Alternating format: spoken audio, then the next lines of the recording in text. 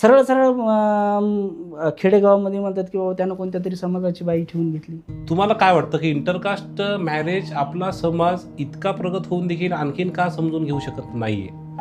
त्याचे वेगवेगळे कारण आहे. मेन म्हणजे काय, समाजाला काय नाही, प्रतिष्ठा पाहिजे, मान पाहिजे, सन्मान पाहिजे. या गोष्टीमुळे पूर्णपणे गोष्टी एकमेकावर पूर्णपणे डिपेंड आहे. एकतर काय, जेव्हा इंटरकास्ट आपण मॅरेज करतो ना, तर समाजामध्ये काय नाही ॲक्सेप्टेशन येत नाही. समाज काय करते माहिती आहे का, त्याच्या चांगल्या गोष्टी नाहीत बघत, फक्त त्याला काय म्हणतात, सरळ सरळ खेडेगावामध्ये म्हणतात की बाबा त्यानं कोणत्या तरी समाजाची बाई ठेवून घेतली, त्याला ॲक्सेप्ट नाहीत करत.